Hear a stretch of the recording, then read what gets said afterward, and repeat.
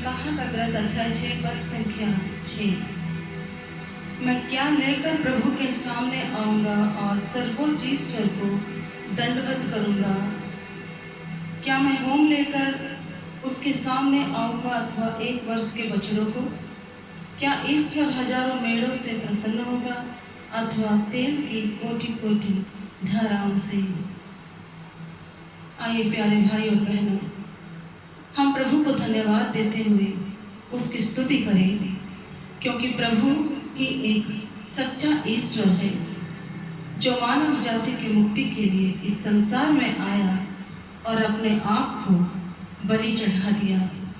उस प्रभु की हम स्तुति करें।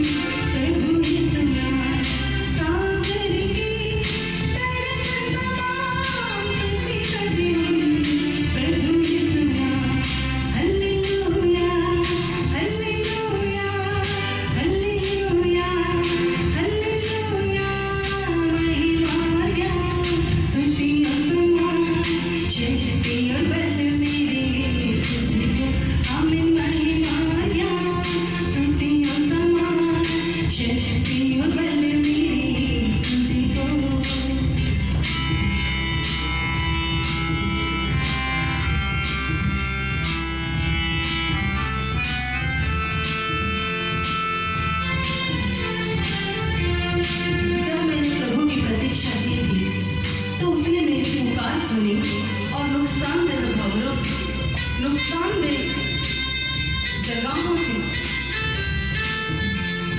दलदल कीचड़ से निकाला और मुझे एक नवीनता में लेकर अपने मार्ग पर चलाया।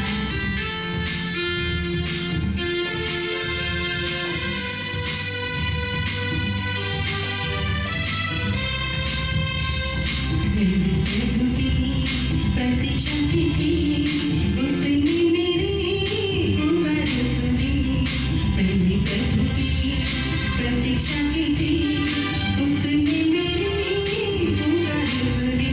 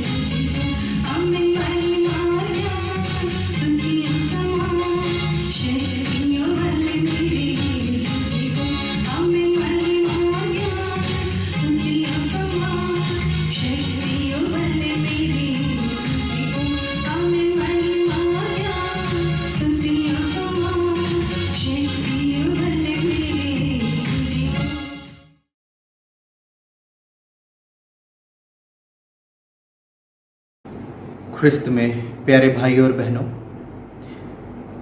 आज फिर से आप सबों का इस साधना वक्तव्य में स्वागत है। जब हम अपने आप को तैयार कर रहे हैं, अपने जीवन को शुद्ध करने की कोशिश कर रहे हैं, अपने आप को पवित्र करने की कोशिश कर रहे हैं, अपने आप को हम उस ईश्वर के करीब लाने की कोशिश कर रहे हैं जिसने हमें बनाया है और बचाया है।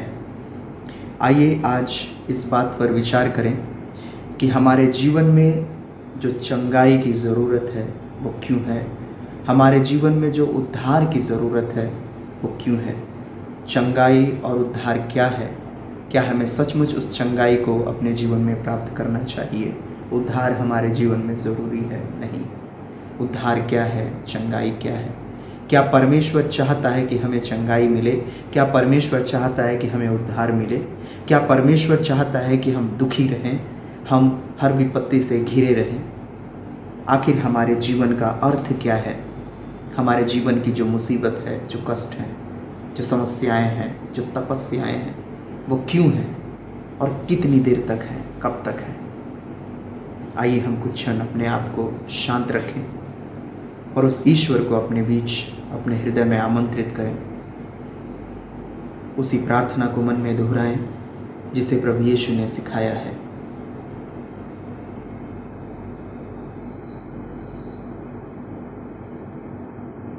यदि हम इस बात पर विचार करें और आज की स्थिति परिस्थिति को देखें तो हर एक इंसान, चाहे वो छोटा हो, बड़ा हो, चाहे वो गरीब हो, अमीर हो, हम चाहे जिस भी परिवेश में रहते हो, हर एक इंसान किसी न किसी रूप से बीमार है।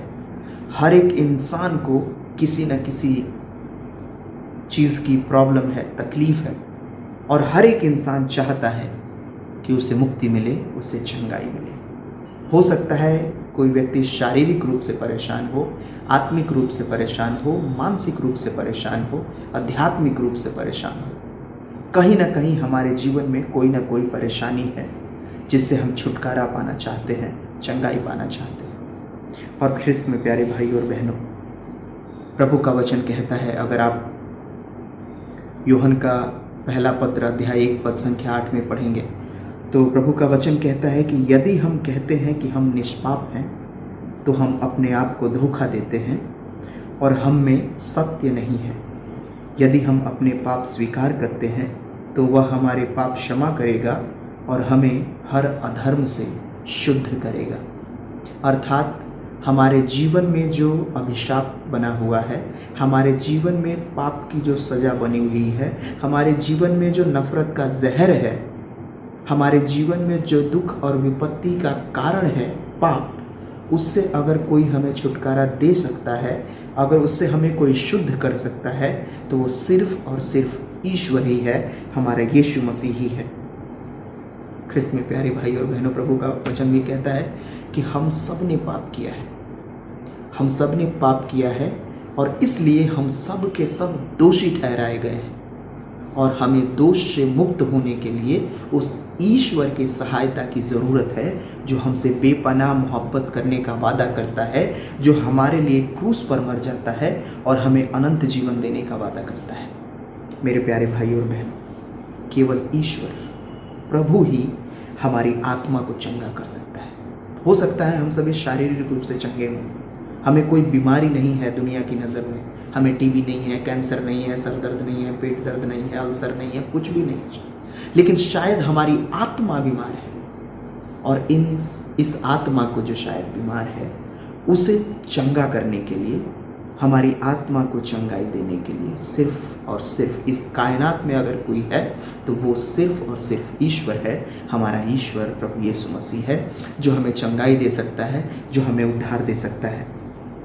इसलिए प्यारे भाई और बहनों, यदि हम अपने आप को चंगा रखना चाहते हैं, यदि हम अपने आप को सुरक्षित रखना चाहते हैं, हम चाहते हैं कि हमारा जीवन बना रहे, अगर हम अनंत जीवन में प्रवेश करना चाहते हैं, अपने आप को ईश्वर के साथ जोड़ना चाहते हैं, तो मुझे और आपको उस ईश्वर के करीब आना बहुत ज़रूरी है। ईश्वर जो हमेशा हमारे हृदय में आने के लिए तैयार रहता है, जैसा कि प्रकाशना ग्रंथ अध्याय 3 पद संख्या 20 में लिखा है कि परमेश्वर दरवाजे पर खड़ा होकर खटखटाता है, यदि तुम हृदय का दरवाज़ा खोलोगे तो वो तुम्हारे अंदर आएगा। प्रभु हर वक्त हमारे जीवन में आने के लिए तैयार है। प्रभु हर वक्त हमारे जीवन के संकट मिटाने के लिए तैयार है। प्रभु हर वक्त हमें उद्धार देने के लिए तैयार है। लेकिन क्या मैं और आप उस ईश्वर की तरफ कदम बढ़ाते हैं? क्या मैं और आप उस ईश्वर को अपने जीवन में ग्रहण करने की कोशिश करते हैं? क्या हमें ये ज्ञात है कि हमें चंगाई की ज़रूरत है, हमें उद्धार की ज़रूरत है? और यदि हमें ज्ञात है तो क्या हम उस चंगाई की तरफ, उस उद्धार की तरफ बढ़ने की कोशिश कर रहे हैं? क्योंकि हमारा चंगाई और हमारा उद्धार सिर्फ और सिर्फ ईश्वर में है, सिर्फ और सिर्फ यीशु मसीह के द्वारा है। ख्रिस्त में प्यारे भाई और बहन, हम बीमार हैं, हमें मालूम है, शारीरिक रूप से, मानसिक रूप से, या फिर आत्मिक रूप से, या फिर अन्य तरीकों से। कभी कभी हमारे जीवन में ये सवाल आता है कि यदि हमारे जीवन में ये मुसीबत है तो क्यों? क्या ईश्वर जो अपने आप को दयालु कहता है, ईश्वर जो कहता है कि वो मानव जाति से बहुत प्रेम करता है, क्या वो ईश्वर हमारे जीवन में कष्ट का कारण है? क्या ईश्वर जो पूरी दुनिया को बनाता है, पूरी मानव जाति को अपनी संतान कहता है, जो मुझे अपनी संतान कहता है, वो ईश्वर जो कहता है कि मैंने तुम्हारा नाम हथेली पे लिख रखा है, मैंने तुम्हें माँ के गर्भ में डालने से पहले जाना है, क्या वो ईश्वर मेरे जीवन में मेरी मुसीबत, मेरी विपत्ति, मेरे श्राप का कारण है? मेरे जीवन में जो बीमारी है, क्या ईश्वर उसका कारण है? क्या ईश्वर चाहता है कि मैं बीमार रहूं? क्या ईश्वर चाहता है कि मैं कष्ट में रहूं? क्या ईश्वर चाहता है कि मुझे उद्धार ना मिले? प्रभु का वचन अगर मैं और आप पढ़ते हैं मेरे ख्रिस्त में प्यारे भाई और बहन, तो बताता है कि ऐसा बिल्कुल नहीं है। ईश्वर बिल्कुल नहीं चाहता है कि मैं और आप बीमार रहें। ईश्वर बिल्कुल नहीं चाहता है कि मैं और आप दुखी रहें। ईश्वर को हमारे दुख से खुशी नहीं मिलती, ईश्वर को हमारी तकलीफ से खुशी नहीं मिलती। अगर हम नर्क में जा रहे हैं, अगर हम पाप में जा रहे हैं, तो ईश्वर प्रसन्न नहीं होता है, बल्कि हमारे साथ वो भी हमारे दुख में रोता है। मेरे दुख से उस ईश्वर को भी दुख होता है। जब मैं गलत रास्ते पे चलकर, पाप में चलकर नर्क की ओर बढ़ता हूँ, तो उस ईश्वर को दर्द होता है जिसने हमें बनाया है। साधारण सी बात है, जैसे एक माता पिता अपने बच्चों को गलत रास्ते पे देखकर, गड्ढे में गिरते हुए देखकर, रोते हुए, बिलखते हुए देखकर खुश नहीं रह सकते, उससे कहीं ज़्यादा हमारा ईश्वर जो हमसे बहुत प्यार करता है, वो आपसे बहुत प्यार करता है, आपके दुख और विपत्ति से खुश नहीं होता, बल्कि तकलीफ में रहता है। इसीलिए अगर आप बाइबल पढ़ेंगे, मार्कुस का सुसमाचार अध्याय 1 पद संख्या 40 और उससे अगर आप आगे पढ़ेंगे, तो वहाँ कहानी है कि एक जो कोढ़ी है वो यीशु मसीह के पास आके कहता है कि प्रभु मुझे चंगा कर दे। वो प्रभु से चंगाई की भीख मांगता है कि हे प्रभु मुझ पर दया कर, तू चाहे तो मुझे चंगा कर सकता है। प्रभु यीशु मसीह के पास जब वो आता है, कहता है कि प्रभु मुझ पर दया कर, तो प्रभु यीशु मसीह उससे सवाल करते हैं कि तुम क्या चाहते हो? प्रभु यीशु मसीह से वह कहता है कि अगर आप चाहें तो मुझे चंगा कर सकते हैं। वो भिखारी, वो जो कोढ़ी था, वो यीशु मसीह से कहता है कि प्रभु अगर आप चाहें तो मुझे चंगा कर सकते हैं। और प्रभु यीशु मसीह कहते हैं कि मैं चाहता हूँ कि तुम चंगे हो जाओ। प्रभु ये नहीं कहते हैं कि क्यों चंगा करूँ तुमको, तुमने कोई पाप किया होगा इसलिए तुमको चंगाई नहीं मिलेगी। प्रभु ये नहीं कहते हैं कि तुम्हारे पापों की सज़ा है, तुम कोढ़ी बने हो, तुमको अपने पापों की सज़ा भुगतना है, तुम्हें कष्ट में ही रहना है, तुम्हें चंगाई नहीं मिलेगी। वो जब प्रभु से कहता है कि प्रभु अगर आप चाहें तो मुझे चंगा कर सकते हैं, मुझ पर दया कीजिए, तो प्रभु यीशु मसीह तुरंत कहते हैं कि मेरे पुत्र मैं चाहता हूँ कि तुम चंगे हो जाओ। ख्रिस्त में मेरे प्यारे भाई और बहनों, आज भी परमेश्वर हमारे जीवन में यही कहता है कि मेरे पुत्र मेरी पुत्री, मैं चाहता हूँ कि तुम चंगे रहो, मैं चाहता हूँ कि तुम्हें उद्धार मिले, मैं चाहता हूँ कि तुम अपने जीवन में उस ईश्वर की आशीर्वाद, ईश्वर की अनुग्रह को, ईश्वर की कृपा को प्राप्त करते रहो। मेरे प्यारे भाई और बहन, हमारी क्या इच्छा है? क्या ईश्वर के आशीर्वाद को हम अपने जीवन में पाना चाहते हैं? क्या ईश्वर के आशीर्वाद को हम अपने जीवन में बनाए रखना चाहते हैं? क्या हमारी जो इच्छा है कि हम चंगे हो जाएं, वो ईश्वर हमारी चंगाई देना चाहता है? क्या हम उसे ग्रहण करना चाहते हैं? ख्रिस्त में प्यारे भाई और बहन, परमेश्वर कभी नहीं चाहता कि हम दुखी रहें या हम परेशान रहें। हो सकता है हमारे जीवन में जो परेशानी है, जो कष्ट है, तकलीफ है, दुख है, उस कष्ट, परेशानी और दुख तकलीफ के द्वारा परमेश्वर हमें अनुशासित करना चाहता है, हमारे जीवन में कुछ अच्छा करना चाहता है। ऐसा नहीं है कि हमारे जीवन में जो कष्ट है वो सब इसलिए है कि हम मर जाएं, हम विनाश हो जाएं। हो सकता है किसी कष्ट के द्वारा ईश्वर हमारे जीवन को पवित्र करना चाहता है, हमारे जीवन में अपने आशीर्वाद को बनाए रखना चाहता है, या हमारे लिए जो बहुत बड़ी खुशी है उसका रास्ता उस दुख से होकर गुजरता है।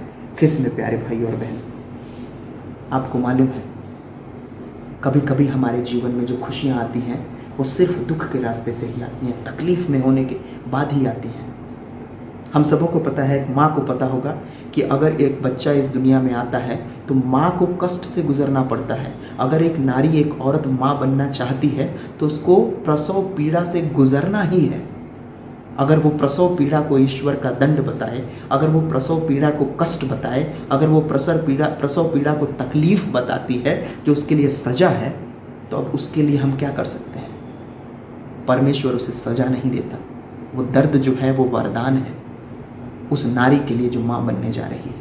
उस दर्द के द्वारा ही उस अनंत सुख का वो अनुभव कर पाती है जहाँ वो माँ कहलाती है।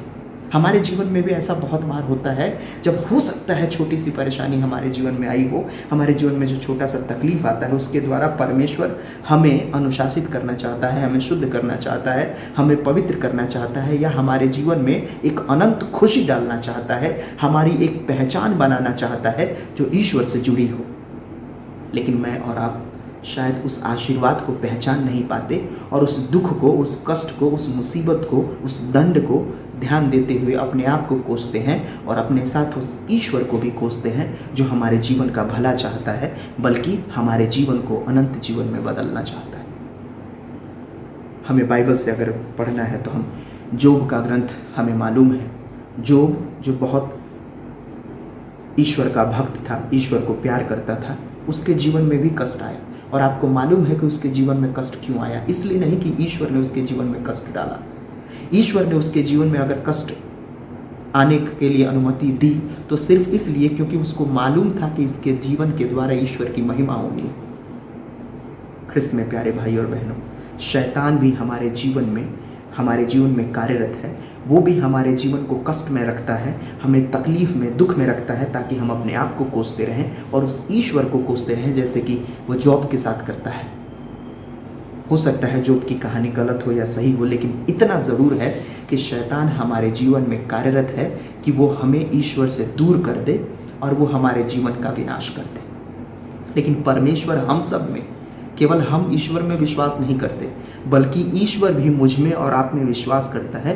वो कहता है कि ये मेरा पुत्र है, ये मेरी पुत्री है, चाहे जितनी भी तकलीफ दे दो वो भटकेगा नहीं, अपने विश्वास में बना रहेगा। ईश्वर के प्रति जो उसका प्रेम है उस प्रेम में बना रहेगा। क्या मैं और आप ईश्वर के उस भरोसे को, विश्वास को जिंदा रखते हैं? क्या मैं और आप ईश्वर के साथ कह सकते हैं कि हाँ प्रभु, मैं तुझ में विश्वास करता हूँ, मैं तुझ में प्यार करता हूँ, मैं तुझ में बना हुआ हूँ। शैतान या दुनिया की कोई भी दूसरी शक्ति मेरे इस प्यार के रिश्ते को जो मेरा और मेरे ईश्वर के साथ है तोड़ नहीं सकता है। जोब जो अपने जीवन में परेशान हो जाता है, सब कुछ उसका लुट जाता है, उसके बेटे बेटियां सब मर जाते हैं, सब कुछ होने के बाद भी रोने गाने चिल्लाने के बाद अंत में वो प्रभु से कहता है कि प्रभु तूने दिया था, तूने ले लिया। वो अपने भरोसे को टूटने नहीं देता है, लड़खड़ाता है लेकिन गिरता नहीं है, वो भटकता है लेकिन खो नहीं जाता है। वो प्रभु के पास आता है, प्रभु से कहता है कि प्रभु ने दिया था और प्रभु ने ले लिया। परमेश्वर के प्रति जो उसका आदर था, परमेश्वर के प्रति जो उसका प्रेम था, उस प्रेम ने जॉब को उसकी सारी चीज़ें वापस लौटाई। क्योंकि परमेश्वर हमारे दुख से प्रसन्न नहीं होता, क्योंकि परमेश्वर हमारे भटकने से प्रसन्न नहीं होता, क्योंकि परमेश्वर हमारे नाश हो जाने में खुशी नहीं मनाता। परमेश्वर चाहता है कि हम प्रगति करें और इस कदर प्रगति करें कि मैं और आप ईश्वर से जुड़ सकें, ईश्वर के साथ उसकी महिमा में सहभागी हो सकें। सवाल यह है कि क्या मैं और आप सचमुच उस ईश्वर की महिमा में सहभागी होना चाहते हैं? ख्रिस्त में प्यारे भाइयों और बहन, आज की जिस परिस्थिति में हम और आप हैं, ये जो लॉकडाउन चारों तरफ लगा है, कोरोना की वजह से लगा है, आपको क्या लगता है कि ये कोरोना जो है ईश्वर ने हमारे बीच में भेजा है? ईश्वर ने एक दिन कोरोना का ये जो बीमारी का जो वायरस है, प्रभु ईश्वर ने बनाया और बोला कि चल दुनिया में जा और सारे लोगों के ऊपर फैल जा, मार दे सारी दुनिया को। क्या परमेश्वर चाहता है कि आपको मार दे? अगर परमेश्वर आपको मारना चाहता है तो उसने जन्म क्यों दिया है? अगर परमेश्वर आपकी ज़िंदगी को बिगाड़ना ही चाहता है तो आपको पालता पोसता क्यों है? सांस क्यों दे रखा है परमेश्वर? ख्रिस्त में प्यारे भाइयों, ये कोरोना का वायरस जो है वो ईश्वर ने हमारे बीच में नहीं भेजा है। परमेश्वर हमारे जीवन में, हमारे समाज में विपत्ति नहीं भेजता। ये हम हैं जो अपनी आज़ादी को इस कदर इस्तेमाल करते हैं। परमेश्वर ने जो क्षमता हमारे जीवन में डाली है, जो शक्ति हमें दी है, जो सोच समझ हमें दी है, बुद्धि दी है, ज्ञान दिया है परमेश्वर ने, उसका इस्तेमाल हम करते हैं और उसके द्वारा अच्छाई या बुराई का निर्णय करते हैं, उस अच्छाई या बुराई का फल अपने जीवन में लाते हैं। परमेश्वर ने बम नहीं बनाया था, ये मनुष्य ने बम बनाया। परमेश्वर ने तोप नहीं बनाया था कि तुम दूसरे के ऊपर गोली मारो, दूसरे के ऊपर बम मारो। परमेश्वर ने बंदूक और चाकू नहीं बनाया था कि जाके किसी का गला काट दो, किसी को गोली से उड़ा दो। परमेश्वर ने ऐसा नहीं किया था। परमेश्वर ने नहीं कहा था कि जाओ नफरत करो अपने भाई से। परमेश्वर ने काइन को नहीं कहा था कि तुम अपने भाई हाबिल का मर्डर कर दो। परमेश्वर ने आदम और हेवा से यह नहीं कहा था कि जाओ उस पाप का फल खा लो और अपने जीवन को तुम कलंकित कर लो। परमेश्वर ने ऐसा नहीं कहा था। परमेश्वर ने दाऊद से भी नहीं कहा था कि जाओ तुम व्यभिचार करो और अपने जीवन को कलंकित कर लो, अपने आने वाली पीढ़ी को कलंकित करो। परमेश्वर मुझे और आपको ये नहीं कहता कि तुम दूसरों को गाली दो, दूसरों को नीचा दिखाओ, दूसरों को माफ़ मत करो, दूसरों से लड़ाई करो, दूसरों को मिटा दो, सिर्फ अपने आप बने रहो। परमेश्वर हमसे नहीं कहता। परमेश्वर हमारी बुराई में प्रसन्न नहीं होता है, परमेश्वर हमारी अच्छाई में प्रसन्न होता है। और परमेश्वर हमें बनाने के बाद, अगर हम बाइबल का वचन पढ़ते हैं विधि विवरण ग्रंथ में, उसमें कहता है अध्याय 30 में कि जैसे मैंने पहले बताया था कि भलाई और बुराई प्रभु हमारे सामने रखता है और वो हमें कहता है कि तुम भलाई को चुन लो, क्योंकि भलाई का जो फल है वो तुम्हें अनंत जीवन देगा और बुराई का जो फल है तुम्हें अनंत मृत्यु तक ले जाएगा। हमें डिसाइड करना है कि हम उस बुराई के रास्ते पे चलना चाहते हैं या अच्छाई के रास्ते पे चलना चाहते हैं। परमेश्वर हमें नहीं कहता कि हमें नफरत करना चाहिए। परमेश्वर हमें नहीं कहता है कि हमें घृणा करनी चाहिए। परमेश्वर हमें नहीं कहता कि दूसरों को मिटाकर सिर्फ तुम्हें जिंदा रहना चाहिए। ये सारा निर्णय जो है वो हमने करना है, क्योंकि परमेश्वर ने ऐसी बुद्धि हमें दी है, ऐसा ज्ञान दिया है, ऐसा जीवन दिया है, हमें विवेक दिया है। लेकिन अगर हम बुराई करते हैं तो बुराई का फल क्या है? अगर हम भलाई करते हैं तो भलाई का फल क्या है?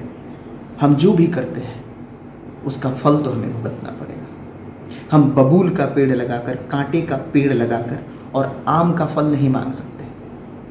अगर हम आम का फल लगाएंगे तभी हम आम का फल खाएंगे। आम का पेड़ लगाएंगे तभी हम आम का फल खाएंगे। हम कांटे और बबूल का फल लगाकर आम नहीं मांग सकते। अपने जीवन में बिल्कुल ऐसा ही है।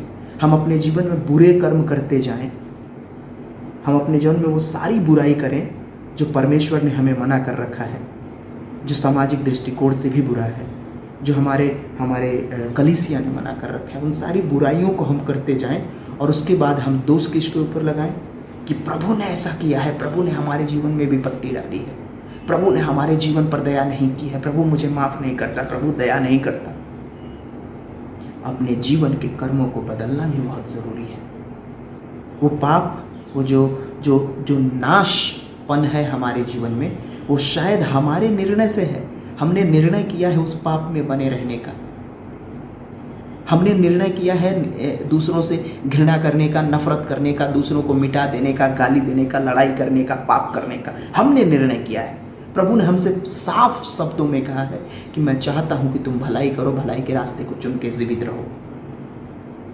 ईश्वर हमारे लिए निर्णय नहीं करता, हम निर्णय करते हैं और उस निर्णय के द्वारा अपने जीवन को दूषित करते हैं, प्रदूषित करते हैं, पापमय करते हैं, उस ईश्वर से अलग हो जाते हैं। ख्रिस्त में प्यारे भाई और बहन, ईश्वर हमें शुद्ध रखना चाहता है, पवित्र रखना चाहता है। वो हमें पापों से बचाए रखना चाहता है।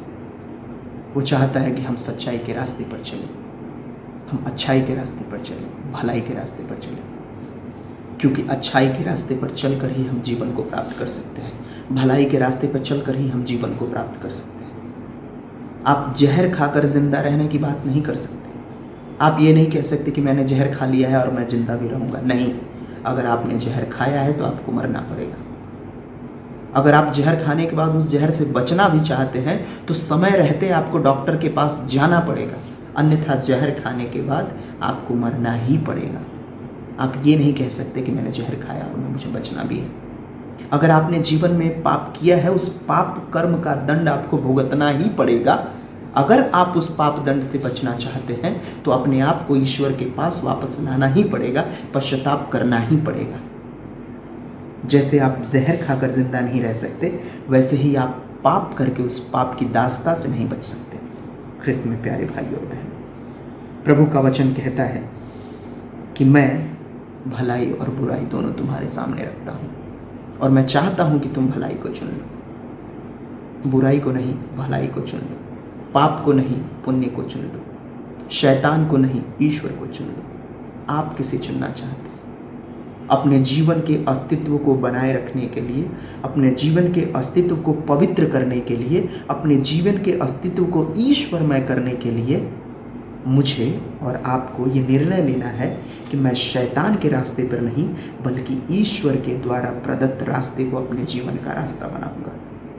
यीशु मसीह ने जो खुद को क्रूस पर लहू बहाकर हमारे जीवन को पवित्र किया है, उस यीशु मसीह को अपने जीवन का अंग बनाऊंगा।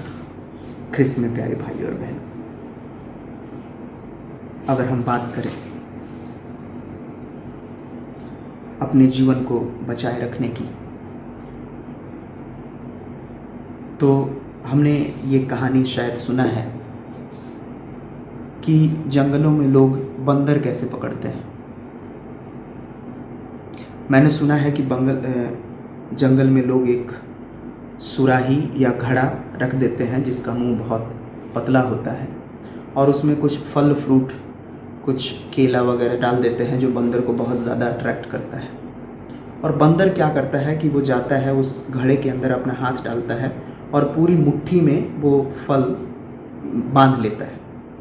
और उसके बाद जो बंदर को पकड़ने वाले हैं वो आते हैं और ये बंदर क्या करता है कि वो मुट्ठी खोलता नहीं है, उस मुट्ठी के साथ ही वो भागना चाहता है, अपने जीवन को बचाना चाहता है।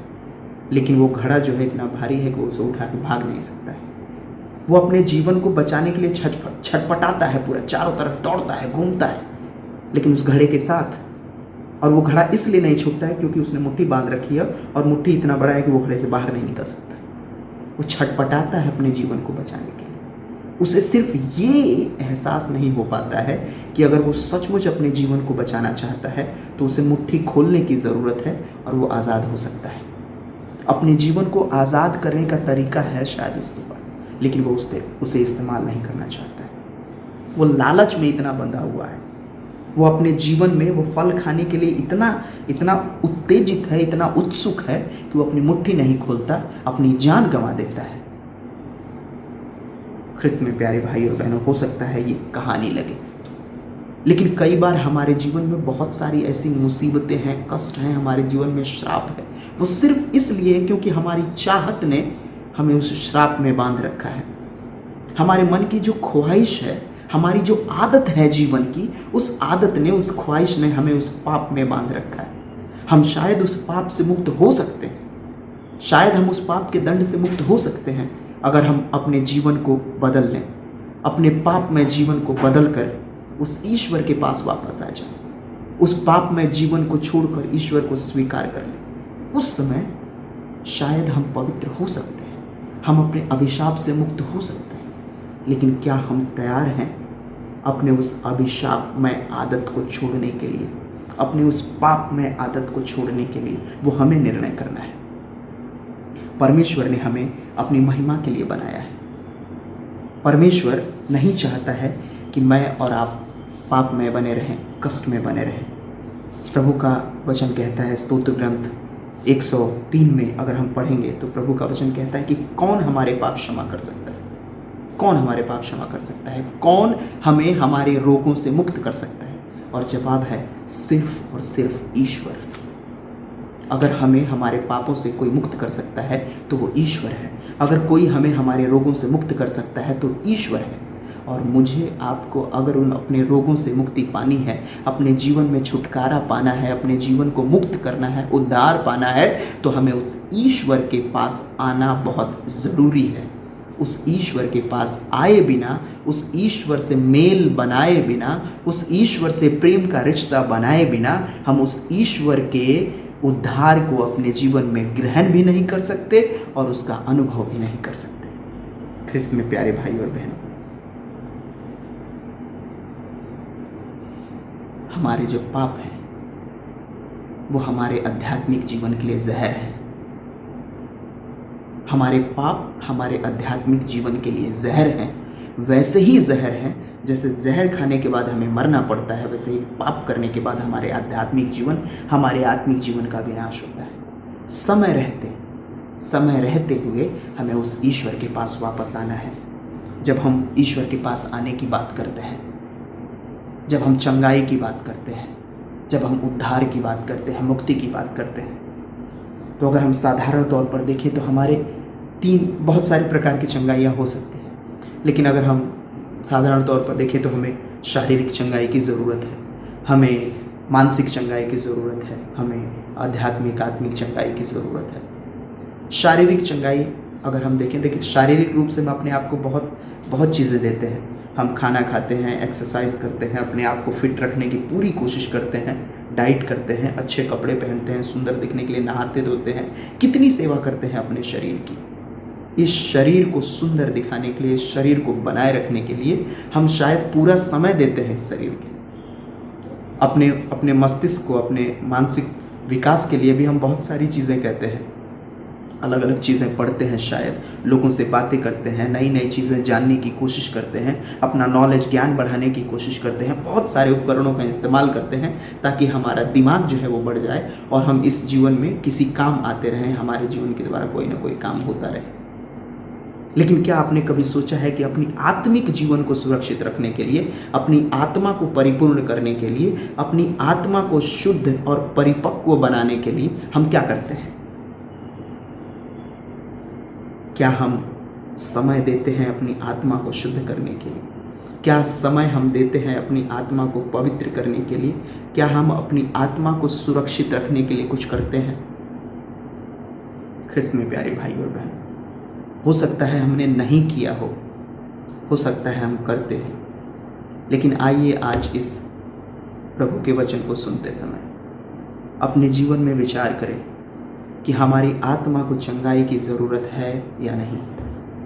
क्योंकि हो सकता है हम शारीरिक रूप से चंगे दिखते हों, हो सकता है हम मानसिक रूप से चंगे होने का नाटक करते हैं, लेकिन हमारी आत्मा कहीं ना कहीं शायद बीमार है। उस आत्मा को चंगा करने के लिए हम क्या कर सकते हैं? परमेश्वर का वचन कहता है कि लोग जब बीमार होते थे तो वो ईश्वर से प्रार्थना करते थे, और प्रभु का वचन कहता है, प्रभु अगर आप स्तोत्र ग्रंथ पढ़ेंगे, पुराना विधान यशायाह का ग्रंथ पढ़ेंगे, कोई भी ग्रंथ उठा के पढ़िए, उसमें परमेश्वर जो है वो अपने लोगों को चंगा करता है। वो कहता है कि मैं तुम्हारा ईश्वर हूँ, मैं तुम्हें चंगा करने वाला ईश्वर हूँ, और सिर्फ मैं ही तुम्हें चंगा कर सकता हूँ। इस पूरी कायनात में कोई और नहीं है जो तुम्हें चंगाई प्रदान कर सकता है, लेकिन सिर्फ मैं ही तुम्हें चंगाई प्रदान कर सकता हूँ। अगर सचमुच हम उस ईश्वर की चंगाई को अपने जीवन में प्राप्त करना चाहते हैं तो हमें क्या करना चाहिए? आप यीशु मसीह का जीवन देखिए। यीशु मसीह के पास अंधे, लूले, लंगड़े सब आते हैं। सब आकर उस यीशु मसीह से कहते हैं कि प्रभु हमें चंगा कर, प्रभु मुझ पर दया कर। परमेश्वर किसी को भी मना नहीं करता है। परमेश्वर सबको चंगा कर देता है। यीशु मसीह सबको चंगा करता है, लूलों को, लंगड़ों को, अंधों को, बहरों को, सबको चंगा करता है। यहाँ तक कि यीशु मसीह मुर्दों को भी जिला देता है। सब शारीरिक चंगाई के लिए आते हैं और सबको यीशु ख्रिस्त चंगाई प्रदान करता है। किसी को भी मना नहीं करता है। सब के सब शारीरिक चंगाई के लिए यीशु के पास आते हैं। लेकिन परमेश्वर सबको शारीरिक चंगाई के साथ साथ उनको आध्यात्मिक चंगाई भी देता है, ये कहते हुए कि जाओ तुम्हारे पाप क्षमा हो गए हैं। ख्रिस्त में प्यारे भाई और बहनों, हो सकता है हम हॉस्पिटल जाकर अपने रोगों का इलाज करा लें। हो सकता है किसी दिन हम सत्संग में आएँ या फिर मिस्सा बलिदान में भाग लें, प्रभु के सामने प्रार्थना करें और हमें चंगाई मिल जाए। यीशु मसीह सबको चंगा करता है, लेकिन क्या इतनी चंगाई हमारे जीवन में काफ़ी है? शारीरिक, सिर्फ और सिर्फ शारीरिक चंगाई हमारे जीवन में काफ़ी? क्या हमें आत्मिक, आध्यात्मिक चंगाई की ज़रूरत है? क्या हमें उद्धार की ज़रूरत है? क्योंकि यीशु मसीह उन कोढ़ियों, लंगड़ों को चंगा करता है, लेकिन पूरी मानव जाति को चंगा करने के लिए, पूरे मानव जाति के उद्धार के लिए वो क्रूस पे टंग जाता है, अपने आप को क्रूस पे टांग लेता है, खून बहाता है, ताकि हर एक इंसान, पूरी मानव जाति जो है वो अपने पापों से मुक्त हो जाए, अपने दंड से मुक्त हो जाए, अपने आप को दूषित ना करे, बल्कि परमेश्वर के प्रेम में बने रहे। मैं और आप अगर उस परमेश्वर के प्रेम में बना रहना चाहते हैं, उस ईश्वर की मुक्ति विधान को अपने जीवन में घोषित करना चाहते हैं, उस ईश्वर के उद्धार को अपने जीवन में ग्रहण करना चाहते हैं, तो ख्रिस्त में मेरे प्यारे भाइयों, और मुझे और आपको आगे कदम बढ़ाने की ज़रूरत है। कैसे हम उस उद्धार को अपने जीवन में पा सकते हैं? कैसे हम उस ईश्वर की चंगाई को अपने जीवन में पा सकते हैं?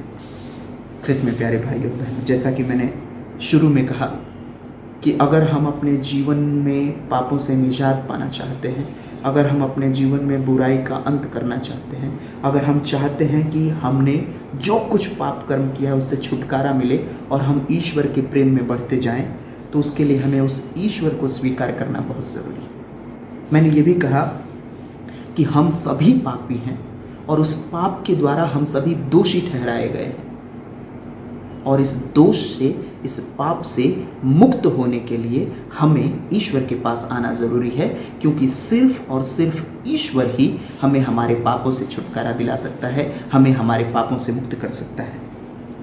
और इसीलिए वो खुद को क्रूस पर चढ़ा देता है, बलिदान चढ़ा देता है, ताकि मैं और आप उस चंगाई को ग्रहण कर सके जो वो पूरी मानव जाति के लिए देता है। लेकिन हम अगर उस चंगाई को पाना चाहते हैं, उस आध्यात्मिकता को ग्रहण करना चाहते हैं, उस उद्धार को पाना चाहते हैं, तो कैसे प्राप्त करेंगे? बहुत सारे रास्ते हो सकते हैं, लेकिन प्रभु का वचन कहता है कि ईश्वर में विश्वास, ख्रिस्त में विश्वास, और विश्वास के द्वारा और विश्वास के अनुसार आचरण के द्वारा हम उस ख्रिस्त के उद्धार को अपने जीवन में ग्रहण कर सकते हैं, हम उस ख्रिस्त के उद्धार को अपने जीवन में अनुभव कर सकते हैं। अगर हम संत याकूब का पत्र पढ़ेंगे तो संत याकूब हमें बताते हैं कि कैसे हमारा विश्वास हमारे कार्यों के बिना अधूरा है। अगर हम कहते हैं कि हम यीशु मसीह में विश्वास करते हैं, तो यीशु मसीह के द्वारा दिए गए आज्ञाओं का हम पालन करेंगे। हमारा जो आचरण होगा वो यीशु मसीह के अनुसार होगा। अगर हम यीशु मसीह को अपना गुरु कहते हैं, अपना ईश्वर कहते हैं जो हमें पापों से मुक्त करता है, अगर हम उस ईश्वर में विश्वास करते हैं, क्योंकि यीशु मसीह में विश्वास करने से ही हमें मुक्ति मिलने वाली है, यीशु मसीह के नाम से ही हमें उद्धार मिलने वाला है, तो उस यीशु मसीह के नाम के द्वारा जो कार्य हमें दिया गया है उस कार्य को पूरा करना बहुत ज़रूरी है। अगर हम आपसे सवाल करें, आप कहते होंगे कि मैं यीशु मसीह में विश्वास करता हूँ फिर भी मैं दुखी हूँ। आप कहते होंगे कि मैं यीशु मसीह में विश्वास करता हूँ फिर भी मुझे उद्धार का अनुभव नहीं होता। मैं आपसे सवाल करना चाहता हूँ कि आप यीशु मसीह में क्या विश्वास करते हैं? हो सकता है आप जवाब देंगे कि मैं विश्वास करता हूँ कि यीशु मसीह जो है ईश्वर का इकलौता पुत्र है। यीशु मसीह जो है वो स्वर्ग से आया हमें पापों से मुक्ति देने के लिए। ईश्वर जो है, यीशु मसीह जो है पाप का विनाश करने आया, शैतान का विनाश करने आया। ये सब हम कहते हैं कि हम जानते हैं, विश्वास करते हैं, लेकिन हम कोई अलग चीज़ नहीं कहते। शैतान भी ऐसा कहता है। अगर आप प्रभु का वचन पढ़ेंगे, अगर संत मार्कुस का सुसमाचार पढ़ेंगे अध्याय 1 पद संख्या 23 और 28, तो उसमें जो एक है जो भूत से ग्रस्त है, प्रेतात्मा से ग्रस्त है, वो प्रभु के पास उसको लाया जाता है। तो वो चिल्लाकर कहता है कि प्रभु तुम यहाँ क्यों आए हो? क्या तुम हमारा विनाश कर देना चाहते हो? हम जानते हैं कि तुम कौन हो। तुम ईश्वर के इकलौते पुत्र हो, ईश्वर के द्वारा चुने हुए, ईश्वर के द्वारा भेजे गए हो। क्या तुम चाहते हो कि हमारा विनाश हो जाए? शैतान भी उस ईश्वर के पुत्र यीशु मसीह को पहचानता है, जानता है कि ये ईश्वर का पुत्र है, ये शैतान का विनाश करने आया है और ये ईश्वर के नाम से आया हुआ है। शैतान भी जानता है, शैतान भी विश्वास करता है, मैं भी जानता हूँ, मैं भी विश्वास करता हूँ। क्या फ़र्क है हम दोनों के विश्वास में? अगर आप संत मत्ती का सुसमाचार पढ़ेंगे अध्याय 8 पद संख्या 28 और 34 में भी यही लिखा गया है कि दूसरा डिमोनियाक जो एक जो भूतग्रस्त प्रेतग्रस्त इंसान है वो आता है, वो भी कहता है कि प्रभु हम जानते हैं कि आप कौन हैं, आप ईश्वर के परम पावन पुत्र हैं, आप ईश्वर की तरफ से भेजे गए परम पावन पुरुष हैं। हम सब जानते हैं, शैतान भी जानता है, हम भी जानते हैं, लेकिन हमारे विश्वास करने में और उस शैतान के विश्वास करने में क्या फ़र्क है? अगर उस फ़र्क को जानना है तो हमें कर्मों के द्वारा जानना बहुत ज़रूरी है। हमारा कर्म जो है हमारे विश्वास के अनुसार होना चाहिए। आप शैतान के विश्वास को जानते हैं, वो अपने विश्वास के खिलाफ कार्य करता है। वो जानता है कि वो ईश्वर है जो इस दुनिया को बनाता है, लेकिन शैतान ईश्वर के खिलाफ कार्य करता है और इसीलिए वो नरक के लिए दंडित किया गया है। मैं और आप ईश्वर में विश्वास करते हैं, हम ईश्वर के खिलाफ कार्य करते हैं, ये ईश्वर के अनुसार कार्य करते हैं। हमारा कार्य जो है ईश्वर के खिलाफ है या ईश्वर के साथ है, ईश्वर के अनुसार है, यही निर्णय करेगा कि हम ईश्वर में विश्वास करते हैं या नहीं करते हैं। जो ईश्वर में विश्वास करते हैं वो ईश्वर के राज्य को फैलाने की कोशिश करते हैं, अपने जीवन को उस ईश्वर के राज्य के लिए समर्पित करते हैं। शैतान उस ईश्वर के राज्य का अंत करना चाहता है। हमारे विश्वास और शैतान के विश्वास में यही फ़र्क है कि मैं और आप ईश्वर के राज्य को फैलाने की कोशिश करते हैं अपने कर्मों के द्वारा, वचनों के द्वारा, अपने जीवन के द्वारा। अगर हम यीशु मसीह में विश्वास करते हैं तो, अगर हम अपने जीवन में उद्धार पाना चाहते हैं तो, अगर हम अपने जीवन में ईश्वर की चंगाई प्राप्त करना चाहते हैं तो हमें उस ईश्वर को, उस यीशु मसीह को स्वीकार करना होगा, उसमें विश्वास करना होगा। उसके नाम के द्वारा ही हमें मुक्ति मिलने वाली है, उद्धार मिलने वाला है। इसीलिए उस यीशु मसीह के नाम को हमें दुनिया में फैलाने के लिए अपने जीवन को समर्पित करना होगा। ईश्वर के राज्य को अपने कर्मों और वचनों के द्वारा इस पृथ्वी पर लाने की पूरी कोशिश करना होगा, न कि उस शैतान की तरह जो ईश्वर के आज्ञा के खिलाफ जाता है, ईश्वर के राज्य के खिलाफ जाता है और ईश्वर के राज्य को मिटाने की कोशिश करता है। ख्रिस्त में प्यारे भाई और बहनों, अगर हम संत मत्ती का सुसमाचार अध्याय 9 पद संख्या 1 से आगे पढ़ें, उसमें एक अर्धांग रोगी को प्रभु के पास लाया जाता है। वो अर्धांग रोगी, प्रभु यीशु मसीह जब उसे देखते हैं तो कहते हैं कि जाओ, तुम्हारे पाप क्षमा हो गए हैं। वहाँ खड़े जो फरीसी लोग थे वो देखकर कहते हैं कि ये कौन है जो पाप क्षमा करने की बात करता है। कुछ देर बाद प्रभु कहते हैं कि उठो, अपनी खटिया उठाओ, अपनी चारपाई उठाओ और चले जाओ, तुम्हारे पाप क्षमा हो गए हैं। ईश्वर का पुत्र यीशु मसीह बड़े गर्व से, बड़े प्यार से, बड़े सम्मान से हमारे पापों को क्षमा करना चाहता है। बड़े प्यार से वो हमें कहता है कि तुम अपने जीवन की खटिया उठाओ, अपने जीवन की जिस परिस्थिति में हो उस परिस्थिति में आगे बढ़ते रहो, तुम्हारे पापों को मैंने क्षमा कर दिया है। अपने जीवन की चाहे जिस परिस्थिति में हो, दुखी हो, सुखी हो, तुम्हारे सारे दुखों के बंधनों को मैंने तोड़ दिया है, पाप के सारे बंधनों को तोड़ दिया है, तुम्हारे जीवन को मैंने सुखी बना दिया है, तुम जाओ। क्या मैं और आप अपना बोरिया बिस्तरा उठाकर, खटिया उठाकर उस ईश्वर के वचन पर विश्वास करते हुए आगे बढ़ने के लिए तैयार हैं? क्या मैं और आप उस स्तोत्र ग्रंथ में जो लिखा है 103 स्तोत्र ग्रंथ 103 जिसमें कहता है कि कौन हमारे पाप क्षमा कर सकता है, कौन हमारे रोगों को दूर कर सकता है, और जवाब आता है कि सिर्फ और सिर्फ ईश्वर। क्या हम पूरे विश्वास के साथ कह सकते हैं कि हाँ, हमारा ईश्वर ही है जो हमारे रोगों को दूर करता है, हमें चंगा करता है और हमें उद्धार प्रदान करता है? अगर हमें उद्धार पाना है तो उस ईश्वर को अपनाना है। अगर हमें उद्धार पाना है, चंगाई पानी है, तो उस ईश्वर की आज्ञाओं का पालन करना है। उस यीशु मसीह में विश्वास करना है जो हमारी मुक्ति के लिए क्रूस को गले लगाता है और अपने खून लहू के द्वारा हमें पवित्र करता है। आइए हम प्रार्थना करें कि हमारा जीवन पवित्र हो और यीशु मसीह के नाम से हमारे जीवन में चंगाई आए, हमारे जीवन में आशीर्वाद आए, हमारे जीवन में उद्धार आए। परमेश्वर आपको आशीर्वादित करे।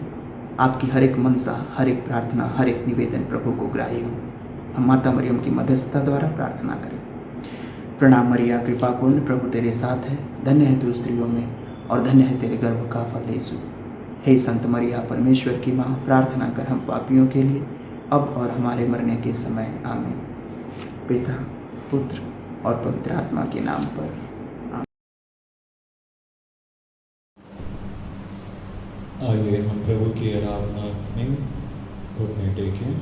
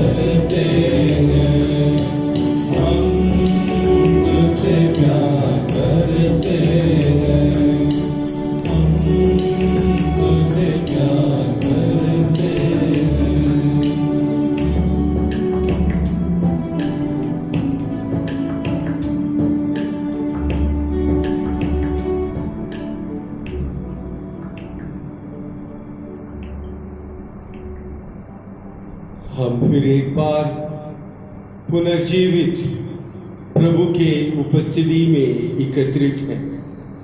जो प्रभु मृत्यु से विजय पाया, जो प्रभु सारे पाप और बुराई के ताकतों पर विजय पाया, वो हमारे बीच में है। उनके सामने कोई भी ताकत हमें नष्ट नहीं कर सकता है। जब प्रभु हमारे साथ है, हम प्रभु के साथ विजय होंगे, वही हमारा विश्वास है। तो उस विश्वास के साथ आज प्रभु के सामने हम बैठे हैं, तो हम प्रभु से हमारी पूर्ण चंगाई के लिए, संपूर्ण चंगाई के लिए हम प्रार्थना करें। हम सब बीमार, आत्मिक रूप में, मनोवैज्ञानिक रूप में, शारीरिक रूप में, हमारी आर्थिक परिस्थिति आज हम सबको बीमार बना दिया है, पर हमें चंगाई की जरूरत है। कौन हमें चंगाई प्रदान करेगा? जो प्रभु में विश्वास रखता है वो पूर्ण चंगाई प्राप्त कर सकता है। यही हम सुसमाचार में देखते हैं। प्रभु के पास जो भी आए, शारीरिक बीमारी से लेकर या आत्मिक बीमारी को लेकर या पाप के बोझ से दबे हुए लोग जो प्रभु के पास आए, या मनोवैज्ञानिक रूप में जो बीमार थे, या जो अशुद्ध आत्माओं से बीमार थे, जो भी प्रभु के पास आए, प्रभु ने उन्हें चंगाई दिया। प्रभु ने उनकी पापों को क्षमा किया और उन्हें संपूर्ण बनाया और पूर्णता को लौटाया। तो आज जब हम प्रभु के उपस्थिति में हैं, प्रभु को देख रहे हैं, तो हमारे जीवन में हम जो भी बीमारियों का अनुभव कर रहे हैं, उन सबको प्रभु के हाथों सौंपे और प्रभु से चंगाई के लिए प्रार्थना करें। तो इस वक्त उन सभी बातों को याद करें जिसके द्वारा हम दबे हुए हैं। जैसे प्रभु खुद कहते हैं, थके मांदे और बोझ से दबे हुए लोगों, तुम सब के सब मेरे पास आओ, मैं तुम्हें विश्राम दूंगा। तो प्रभु हमें विश्राम देंगे। जो भी हमारा बोझ है इस वक्त प्रभु के सामने रखें, प्रभु उन सब बोझ को हल्का करेंगे। तो आइए थोड़ी देर मौन रूप से हमारे जीवन की ओर देखें और हमारे सभी बोझ को प्रभु के हाथों सौंप दें।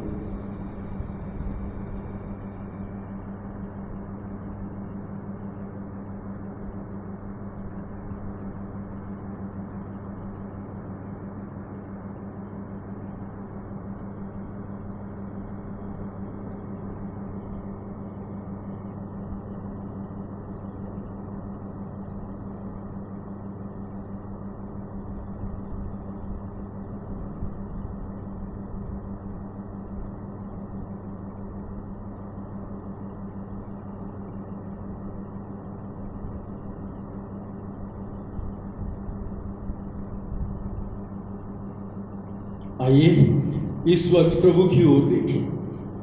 प्रभु को हमारी जो भी समस्या है, जो भी बोझ है, हमारे जीवन में जो भी मनोवैज्ञानिक, शारीरिक, आत्मिक, आर्थिक बोझ है, उन सबको प्रभु के हाथों सौंपे और जोर जोर से प्रभु को उन सब बातों को बताए, चिल्लाते हुए, ताकि प्रभु हमें चंगाई प्रदान करे।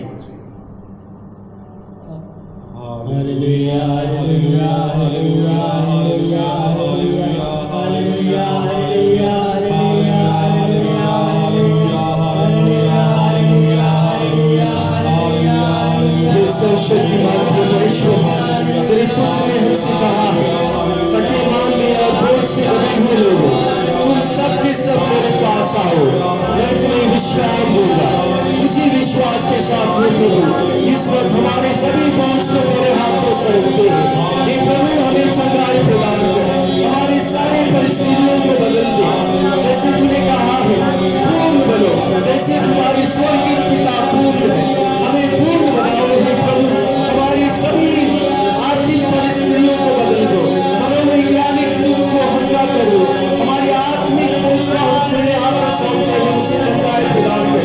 हमारी शारीरिक बीमारियों को तेरे हाथों सौंपते हैं, ये प्रभु सबको चंगाई प्रदान कर। हमारा विश्वास है कि तू ही हमें पूर्ण कर सकता है। उस विश्वास के साथ आज हम तेरे हाथों हम अपने आप को सौंपते हैं, हमें पूर्ण बनाओ।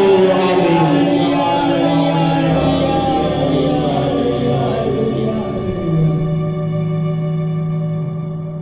आइए प्रभु की आशीष के लिए हमें अपने आप को तैयार करें।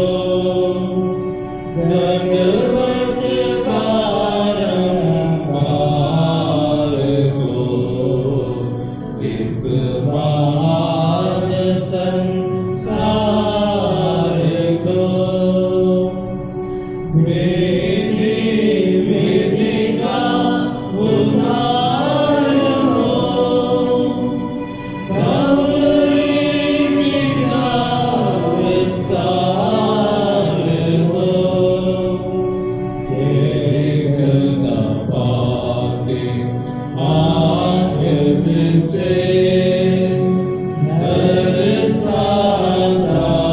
विश्वास उसे इस महान संसार को पिता और पुत्र ईश्वर को महिमा गान निरंतर हो। होने से प्रसिद्ध आत्मा को सब सम्मान स्तुति सदा हो। इस महान संस्कार को दंडवत बारंबार को। इस महान संस्कार को।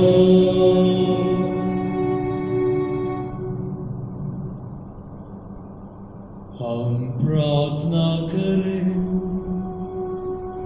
हे ईश्वर, तूने इस अद्भुत संस्कार द्वारा हमें अपने दुख भोग का स्मारक दिया है। हमें अपने शरीर और लहू के पवित्र भेद का इस प्रकार आदर करने की कृपा दे कि हम मुक्ति का फल नित्य अनुभव करें। तू युगानुयुग जीता और राज्य करता है। आमीन।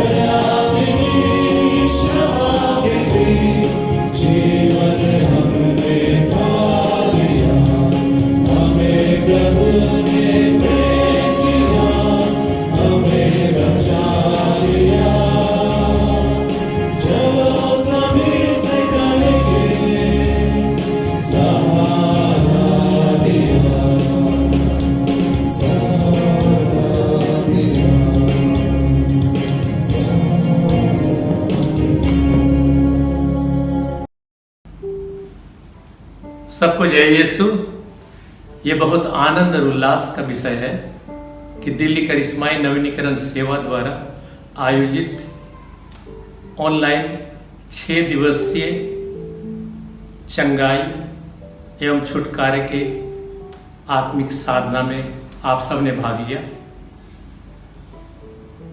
इसके लिए आप सबका बहुत बहुत धन्यवाद। साथ ही साथ लेकिन इस साधना को तैयार करने में कई लोगों का हाथ रहा है, उन सबको मैं धन्यवाद देना चाहता हूँ दिल्ली नवीनीकरण सेवा दल की तरफ से।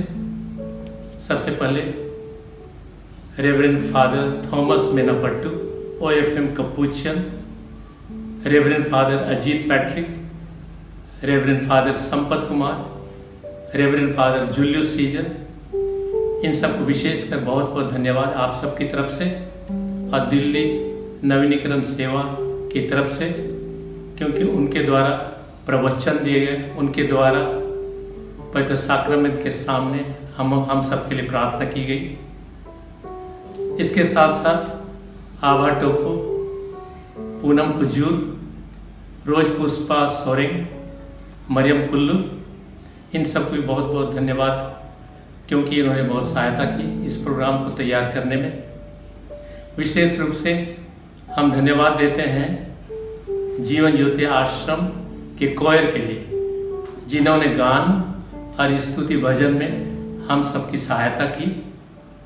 उन्होंने इसके लिए बहुत मेहनत की। और विशेष रूप से हम धन्यवाद देना चाहते हैं हमारे भाई राकेश एक्का, जिन्होंने तकनीकी संकलन संयोजन में पूरा कार्य किया। और आखिर में हम धन्यवाद देते हैं हमारे भाई सिरिल जॉन, जो दिल्ली नवीनीकरण सेवा दल के अध्यक्ष हैं। इसके साथ ही आखिर में दिल्ली नवीनीकरण सेवा की तरफ से आपको बहुत बहुत मुबारकबाद। और हम यही आशा करते हैं, यह विश्वास करते हैं कि इस 6 दिवसीय रिट्रीट के द्वारा आप सबके जीवन में प्रभु खुशियाँ भर दे, कृपा भर दे, आशीष भर दे। सबको बहुत बहुत धन्यवाद।